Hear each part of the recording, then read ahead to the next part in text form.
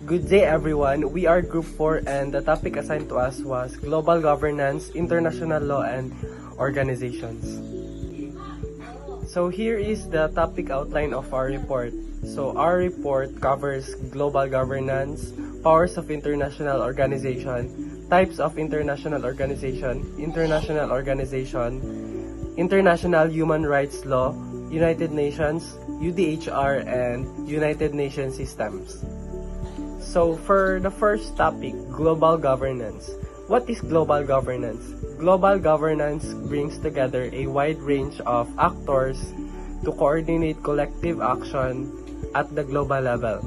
Global governance is also about norms and power, processes of designating laws or rules, and regulations intended for a global scale.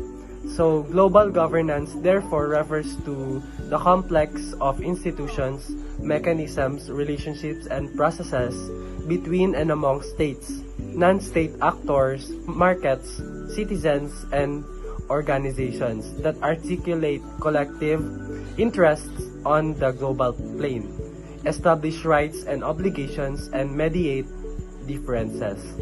So, here are the sources of global governance: the treaties and organizations, the international organizations, and powerful transnational corporations. When we say treaties, it is a normally concluded and ratified agreement between countries. When we say an international organization, this means that it is the one that includes members from more than one nation. And transnational corporations are companies that operate in more than one country. So, Unilever, McDonald's, and Apple, these are all examples of transnational corporations. International organization. So, this term is commonly used to refer to international organizations or groups that are primarily made up of member states. So, international organizations play a powerful role in helping countries to achieve multiple noble aims, including boosting economic prosperity, promoting social development, improving levels of well-being, and preserving human rights, providing humanitarian aid, protecting the environment, and safeguarding peace. Powers of international organizations. And there are three factors. So the first one is IOS have the power of classification.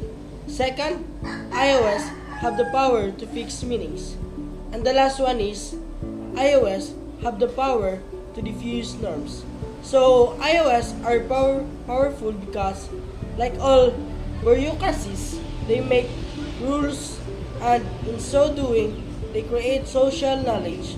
iOS deploy this knowledge in ways that define shared international tasks, create new categories of actors, form new interests for actors, and transfer new or models of political organizations around the world. Types of international organization. There are two types of international organization: the international non-governmental organization and the international governmental organization. So first, I will be discussing the first type of international organization, and it is the international non-governmental organization. International non-governmental organizations. They are made up of individuals, not businesses or governments, and serve a variety of functions and represent numerous interests. So, the non-governmental organizations are composed with non-governmentally funded organizations that exert effort to influence an international politics. Presented in the next slide are the examples of international non-governmental organizations. First is Amnesty International. It is a global movement who campaign to end abuses of human rights. So, this focus on human rights. This organization has more than 10 million members and supporters around the world.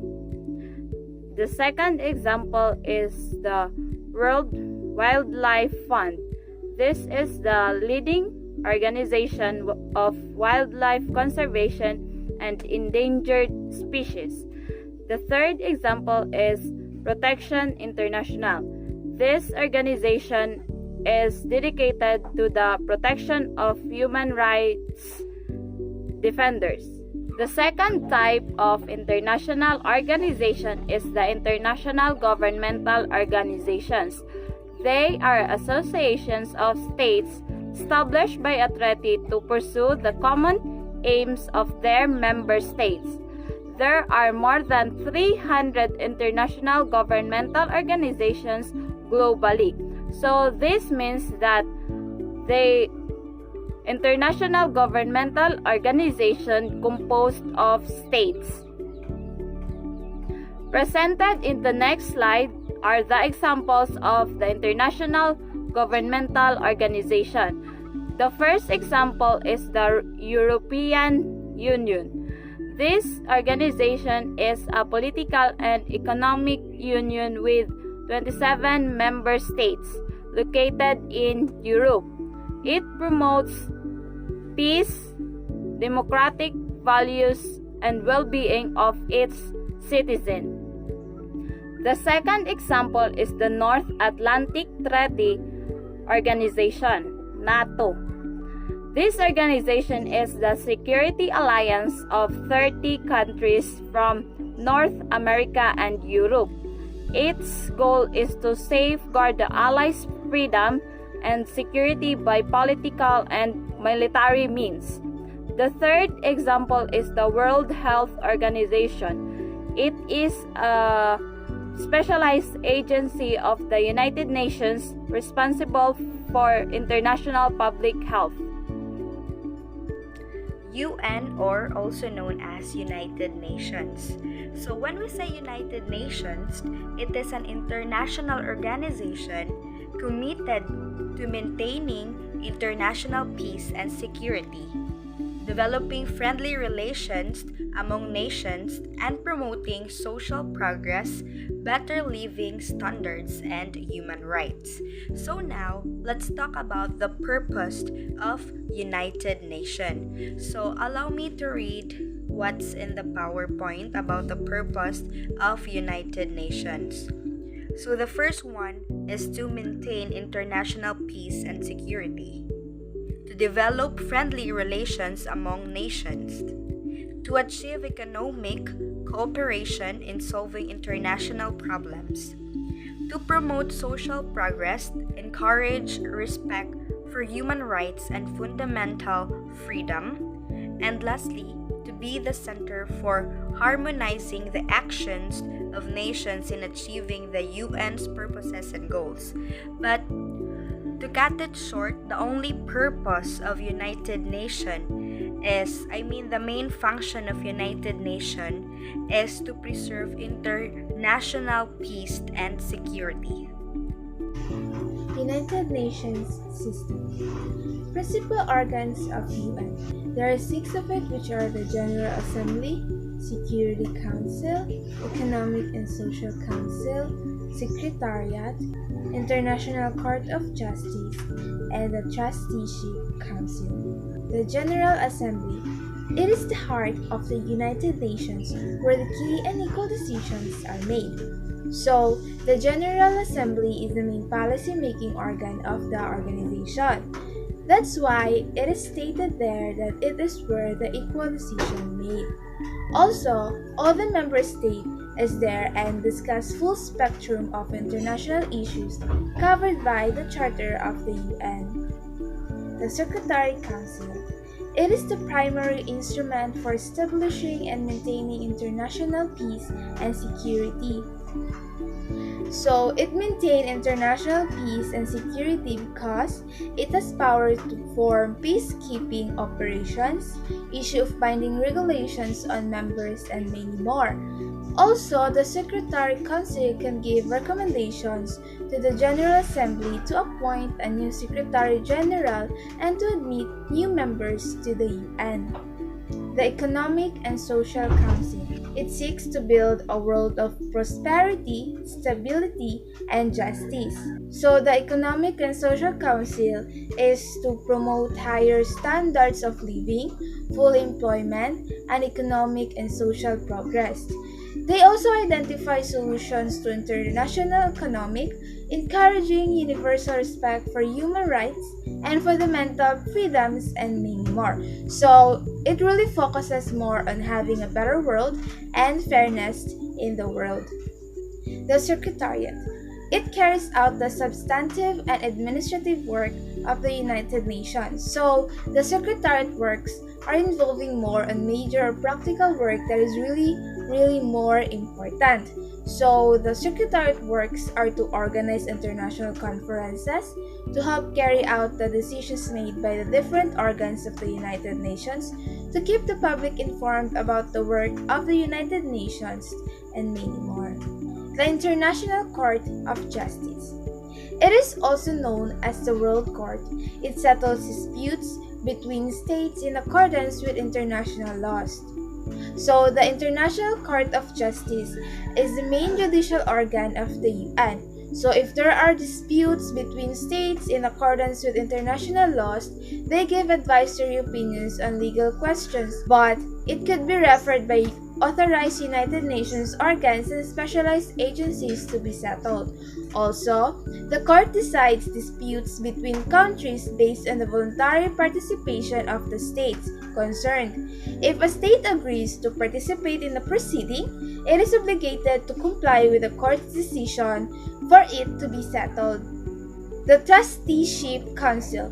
It is designed to supervise the government of trust territories and to lead them to self-government or independence. The Trusteeship Council is one of the main organs of the UN. It is to promote the advancement of the inhabitants of trust territories and their progressive development towards self-government or independence. So, it is really created to look after territories that didn't have a government, ensuring that territories prepare to govern themselves so that it can attain self-government or independence. So, the last topic is international human rights law. International human rights law lays down the obligations of governments to act in certain ways or to refrain from certain acts in order to promote and protect human rights and fundamental freedoms of individuals or groups. And one of the great achievements of United Nations is the creation of a comprehensive body of human rights law, a universal and internationally protected code to which all nations can subscribe and all people aspire. So it sets out for the first time fundamental human rights to be universally protected, and it has been translated into over 500 languages. So next, Universal Declaration of Human Rights.